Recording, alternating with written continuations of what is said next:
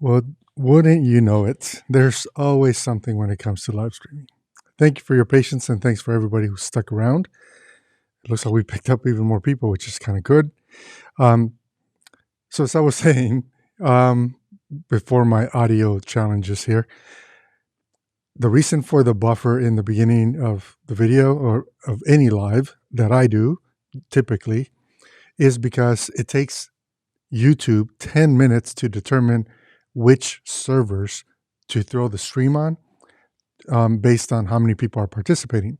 So the more people that participate in a live stream, the better servers we get. So, for example, if somebody wanted to actually watch it, even though I am streaming in 4K, if somebody wanted to watch it in 4K, then they would get a better 4K experience if YouTube puts me on a faster server versus a slower server. So I always try to give YouTube, sort of split it down the middle and say, okay, I'm going to have a 5-minute buffer to give YouTube a sense as to who might be interested in participating, and then hopefully not putting me on their slowest servers, giving people only 360p resolution, which might not look all that great even on a cell phone. So anyway, all that again, thanks for sticking through the whole no audio with me. I'm glad I saw the meters and then you guys started messaging, so that's really cool. Thank you everyone who is participating. Really appreciate you all. So the question today is color science. Canon versus Sony versus Panasonic. They have a new camera out today.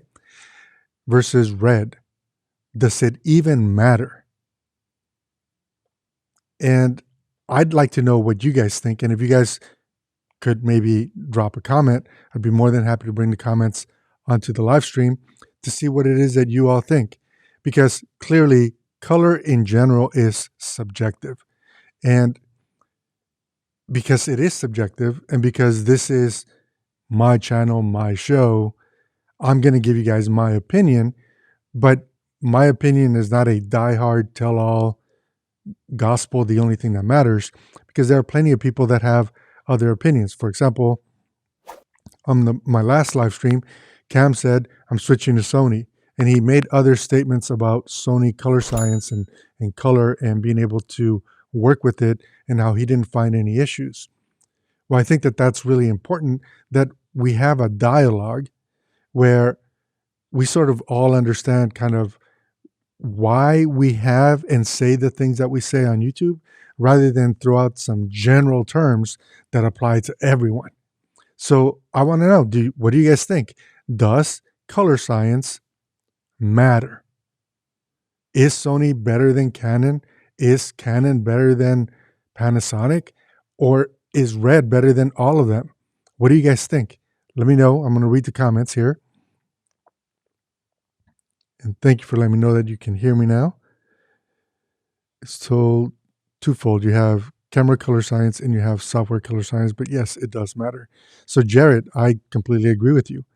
I think that on YouTube, people throw around the words color science, really meaning the way that the camera company, the manufacturer, Canon, Sony, Panasonic, Blackmagic, Red, ARRI, the way that they chose to map out their colors based on the way that the information is hitting the sensor and then applying their own processing to those colors and those gradients and the way that all of that behaves.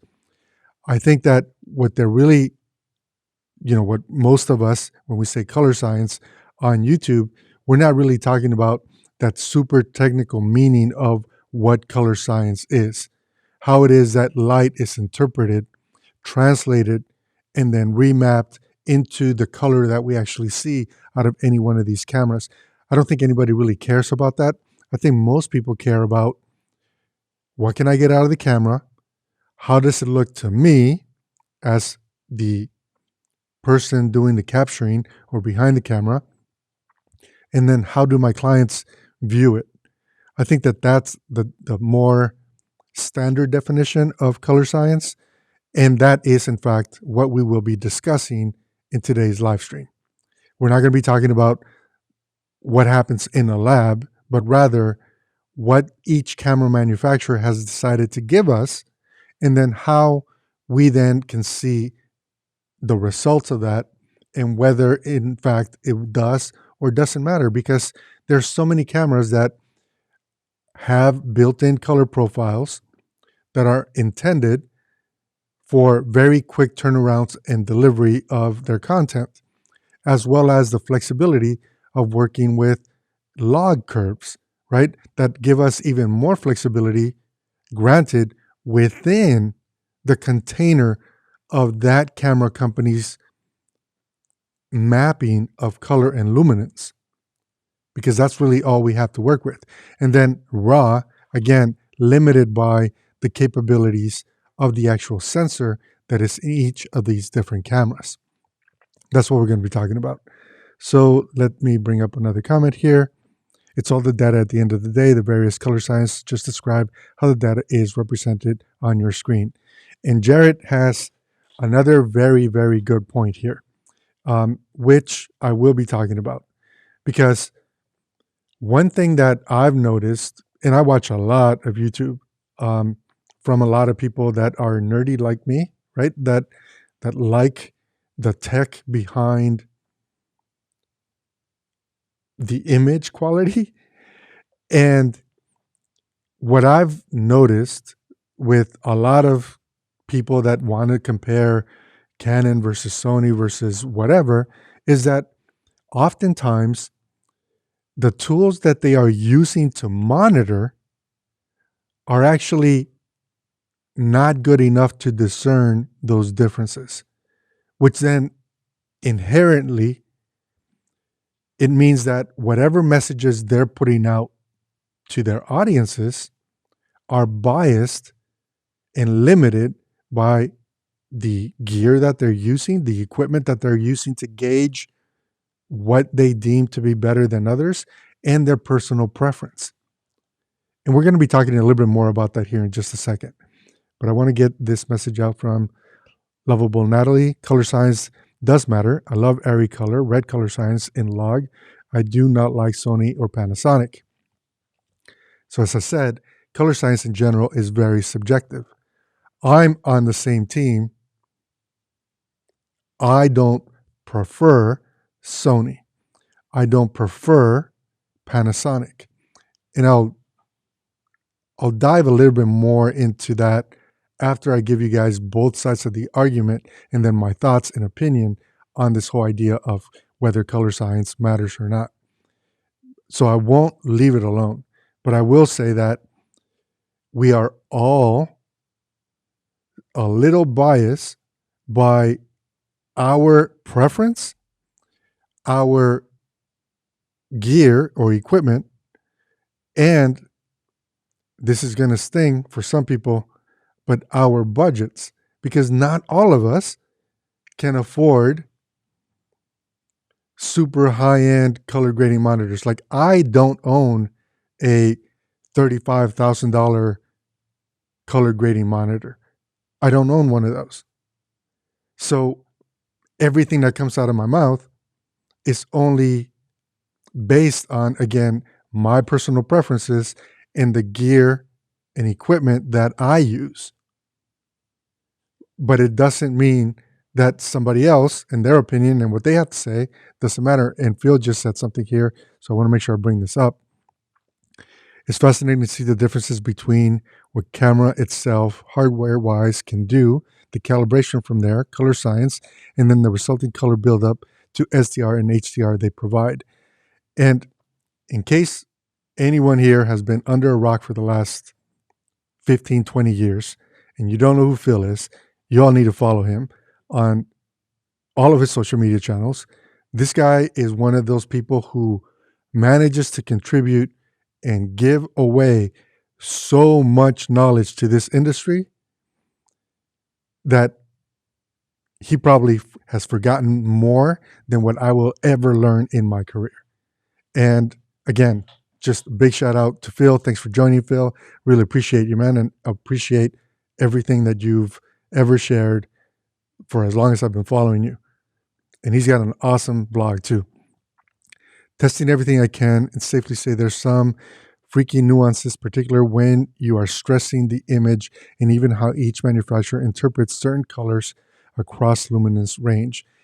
And that statement that Phil just made is gold. And that's also one of the reasons why, for me personally, color space transform doesn't fit into my color pipeline.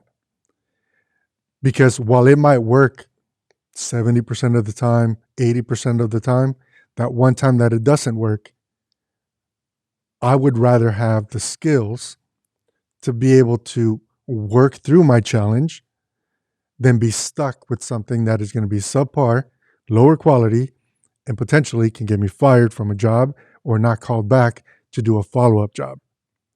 And we'll talk more about that again here in just a minute. But now that we got this whole idea of YouTube, people's perspective, people's limitations, right? Again, knowledge is part of it, gear is the other part of it, and then budget, based on what they're able to shoot with, is going to be another large part of whether someone believes that Sony's better than Canon or ARRI's better than Blackmagic and so on, or Blackmagic is doing 99% of everything that Red and ARRI can do, so I'm good enough with Blackmagic. I'll tell you that for me personally, that has never really been the case. I will give props to Blackmagic where Blackmagic deserves it, but in my opinion, they're not there when it comes to trying to match up against Red performance or R3D performance. They just aren't. And I would say the same thing about ARRI, and I know that that's going to piss people off, but for the type of work that I do, the type of things that I get paid to do, and the deliverables that I do, Red is the right camera. ARRI is not really the right camera. And I don't work in motion picture, so there you go. That's, again, limitation based on my experience, my knowledge, and so forth. So let's see. I have a couple notes here. So let's see. We talked about that being subjective. Okay.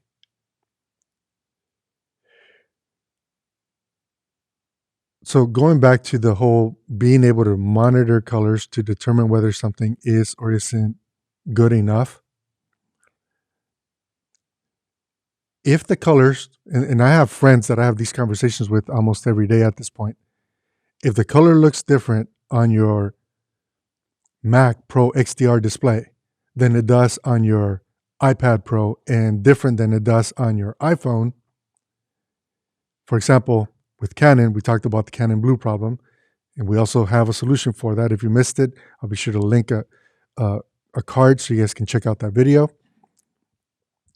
But if blue looks different, you shot something on Canon and the blue hue looks different on your MacBook Pro or your iPad Pro or your iPhone or your computer screen or your TV that you're using as a reference, your OLED, then there's a problem.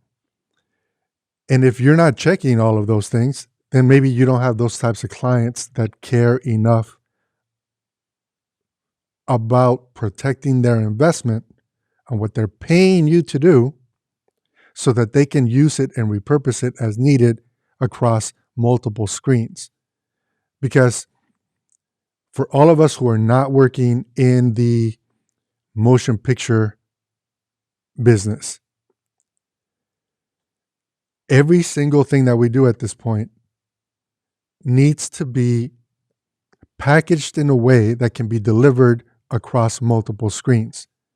Because in the world of marketing, being able to take an asset and distribute across different channels to make sure that that asset hits their target audience where the audience naturally spends their time is critical. And it's also a great revenue generating opportunity for those of us that are running small production businesses like the one that I'm running, and likely like the one that you're running. If all you're doing is shooting weddings, that's probably going to be different, right? Because really, what those people are looking for is something that is going to bring out nostalgia and remind them of the love commitment that they made at that moment. They're not going to be running that as a TV commercial during the Super Bowl, for example, or during their American Idol show, if that's what they're targeting, or the evening news, or a YouTube campaign, and so on and so forth. So that's what I'm talking about, the differences. Now, I will say that the way that a camera manufacturer chooses to both map their colors to the targets, right, primary and secondary targets, and then process that image, whether it be through denoising or any of the other things that Sony and Canon and Panasonic do for their image processing. That, some would say, is most helpful for someone who is entering the industry. And I would argue that while it is helpful to them, they are also the people that don't understand the differences. They are the people that are making a decision, jumping into the industry, jumping into or committing into a camera brand or company based on budget. If I only have $1,100 to spend, that very quickly eliminates whether I can buy a red Komodo or whether I can buy a Canon C70 or a Sony A9. Do you see where I'm going? Budget is what determines how someone is able to get into the industry. Once you have a little bit more cash and you begin to learn, because we all had to learn, right? Like we're all going through a learning phase continuously in this industry. I believe so. And I think that that is really, really important. So once you've worked a bit with whatever gear you could afford in the beginning, you begin to understand what you like about something, what you don't like about something else, and identify things that make it less unique to you and your style. And that's how we begin to develop who we are as content creators, creatives, DPs, and so on. And I think that that's the critical part. So, can color science help a beginner? And the answer is it's almost irrelevant because they're making decisions based on how much money, disposable income they have. And I think that the only beginner, and I'm going to use beginner in quotes, the only person entering the industry who might be able to discern some of the specifics that make some color different or better, or can see the biases or the shortcomings of a particular channel, right? Whether it be red, green, yellow, magenta, whatever, it's likely going to be someone who was formally educated, as in they went to college to do that thing. Because if someone was educated, self-educated by watching YouTube and a lot of experimentation, that is going to take longer time to pick up and learn and discern those differences, as well as have the right monitors to be able to see those differences. And I think that that's key. Where I think color science, and the way that, again, a camera company really, really benefits, or the group of people that it really, really benefits, are people like you and I, the working professional, someone who already knows what we like, what we don't like, and we can afford to go from shooting on red, shooting on Canon if it's something for social media, or needing to hire a Phantom if we need to shoot at 2,000 or more frames per second. You see what I'm saying? Those of us who are already working are the ones that benefit from, do I need something that is quick turnaround, that can very quickly be delivered to my client if it's a corporate client, or to an agency if you're working with an agency, or direct to social media if you're the guy that is posting on the different social media channels. Like at that point, time is what you're trying to save and preserve, because that saved time is what's going to allow you to make more money. So the working professional is the one who actually benefits. Now, I've seen comments on my videos in the past with people saying things. Actually, before that, I'm going to go back to the comments here. I just want to make sure I'm not missing anything. It's Lovable Natty Red IPP2, Canon C-Log 3, C-Log 2 for me, easier. 100% agree. 100% agree. And Red IPP2 is, I mean, there's a reason why people love Red. And once you've shot on Red and you understand their color workflow, and you understand just how quick that can be for even same day turnaround projects, let alone, like that documentary that I told you all I shot that took me a year to shoot, 38 terabytes later. Had I shot that in any other form of RAW, and it would have taken days to render my final 15-minute documentary. But because I shot it in Red or on Red, and I used the IPP2 workflow, they asked me for revisions. They asked me for 5 revisions one day, and I knocked them all out same day, able to deliver them, and they were able to see them, improve them, and finally get it approved. That is the value of understanding each of the different systems, right? And then making the right choice when you're stepping into a project. In new video filmmaking world, but seems to be that to me that recording in 8-bit or 10-bit is more important in the color performance of a camera.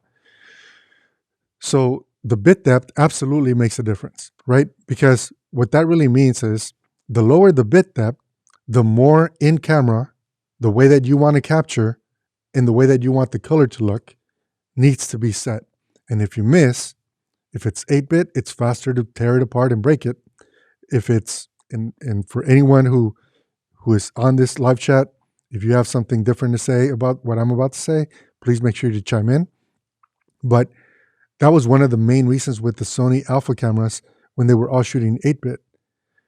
The reason why most people never bothered to try to shoot in S-Log 2 or S-Log 3, and oftentimes chose to shoot in the picture profile 1, which is whatever the baked in color is for Sony, is because if they attempted to correct the image, like fix oversaturation or undersaturation or bring back exposure or whatever, it would very quickly destroy the codec.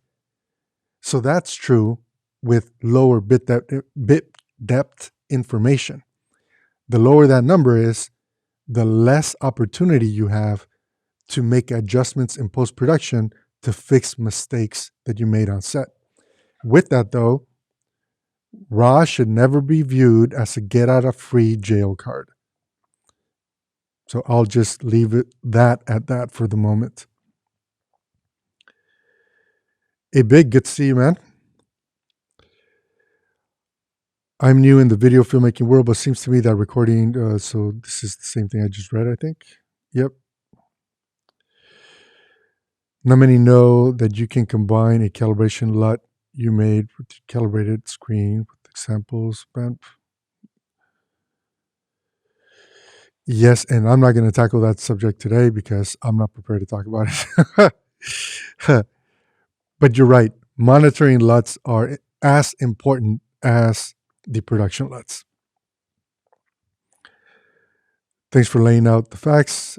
Thank you. Appreciate it. And Phil is dropping some more wisdom here. The bare minimum, in my opinion, professional application 10-bit. Totally agree. 8-bit is fairly large delivery, but post and honestly just, yeah. I mean, it's been a long time since I shot 8-bit anything because I went from the C300 Mark III to Red, and then I never really looked back. And once you shoot, you know, on Red, it's really difficult to fix your brain to allow for what's not possible anymore. For me, anyway. Encoding linear 16-bit into 12-bit log is very, very good way to go in terms of efficiency and quality. And that is actually my workflow. That what Phil just said is the way that I like to work because it is the fastest way for me to get from my raw image to something out to the agency or the client that hired me to shoot it. So, okay, so we determined, or at least you guys heard me say, that the way that the camera companies choose to deal with their color and process their images best suits working professionals. Somebody's going to say, I know it, or think it, or it'll come up in a comment. Why don't you just shoot in log? That way, you're not making, or the image processing isn't really affecting how you choose to deal with color. And to that argument, that would mean that all log is equal. So Sony S-Log is equal to V-Log, which is equal to Canon log, and so on. And the answer is, that is not true 100%. And that's going to sound like I'm being a total ass, but I'm not. Because what you have to remember is that what these cameras, what Canon cameras, what Sony cameras, what Panasonic cameras are giving you is the limitation of what their sensors able to capture. So you can't decide that you want to retain information in the super whites and you're going to just remap that, because if it wasn't captured, that means it was clipped. It's not there. So you can't have full control over your image if the camera itself is the limiting factor.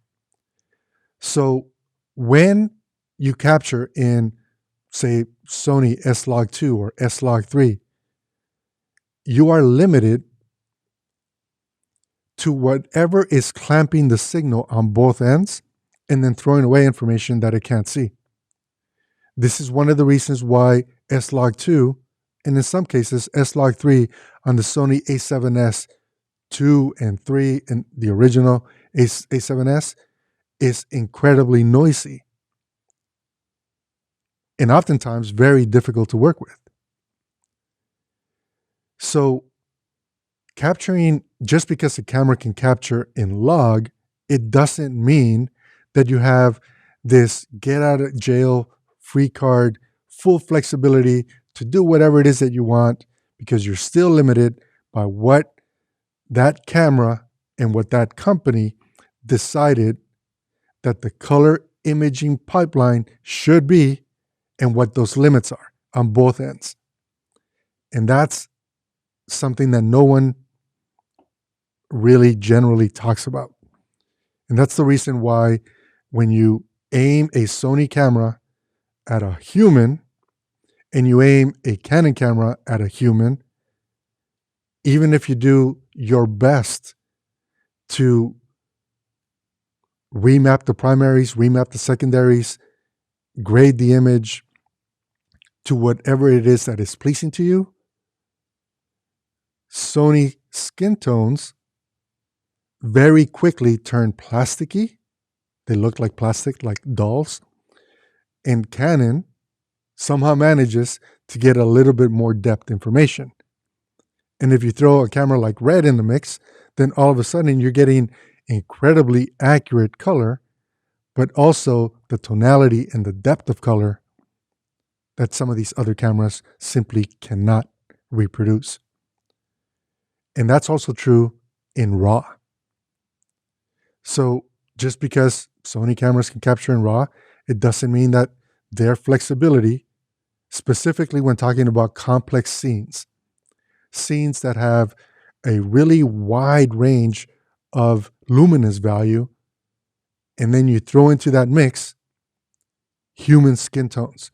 And if you ever have human skin tones that are not identical, so for example, if, say, Bert, my wife, was right next to me, as dark as I am and as light as she is on a Sony camera, one of our skins is going to fall apart faster, and I won't be able to compensate to allow both of us to look like we're still alive. And if somebody wants to prove me wrong and you guys want to put together a link to a video where you did just that, I would love to take a look at it and maybe make it available for download so I don't have to deal with the compression of YouTube. And I'd be happy to come back in here, eat crow, and tell all of you that what I just said wasn't true. But that is a fact. That happens. I know many people that choose to shoot on Sony specifically because it is needed for the type of work that they do, very specific, on the still side or tethering or whatever. And they will tell you something very similar to what I just said. So let me go back in here and read more comments. Again, it's all data. The more data captured by the camera and the codec, with that dynamic range, the opportunity you have to craft your image, assuming you capture the image improperly exposed. So Jared, again, I'm not disagreeing with you. It is all true, but the limiting factor really is the color imaging pipeline that each of these different companies has decided was within their workspace. And the best way that I could put it is, so let's say that this is the color imaging pipeline for Canon. You can't fit one extra drop of liquid into this bottle if Canon didn't account for it. And that's what I'm saying. So no matter what, no matter which company it is, they all decide how much is going to fit into each of their buckets, and then they make that available. And they make that available through their own workflow. Okay, so hopefully that made a little bit of sense. Okay, cool. So Phil is just responding to lovable Natalie. That's awesome. Still true in other sensors. Okay. Awesome. Cool. So does color science matter? And again, using that term incredibly loosely, I think it does matter, and it matters most based on the type of work that we do.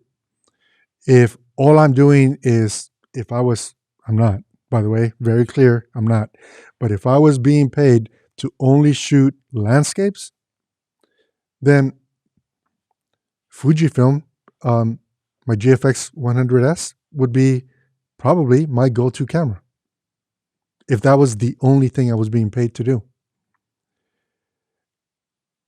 Someone in my friend circle asked if I could take portraits of their senior. And this is something that when I went to high school, we were too poor. Like I didn't get to participate in this, right? So when I was a senior, my parents didn't hire a photographer to come and take portraits of me, or even had a friend that could be a photographer that would take pictures of me so I could have senior moments to remember. This is something that is very common now. And again, a friend of mine asked if I could take some portraits of their senior, and I agreed. Of course I agreed. Why wouldn't I? And I used the built-in image processing of the Fujifilm GFX 100S along with their portrait lens so that I could take or snap the picture, bring it into post, upload it to a Dropbox file, and I can hand it to them without having to do any additional manipulation or image processing. I could have shot it in RAW, but it wasn't needed, I guess is my point.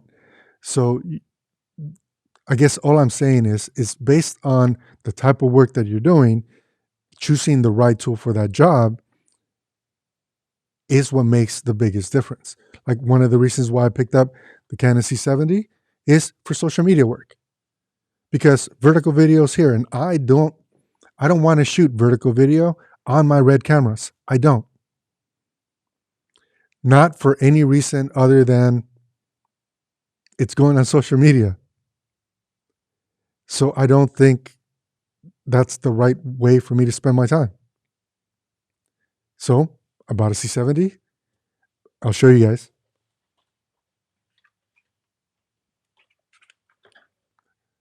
I put a quick release plate. So now it can be a vertical camera and it's ready to go. If I'm shooting regular 16:9, I have a plate on there too. That's what this camera's job is.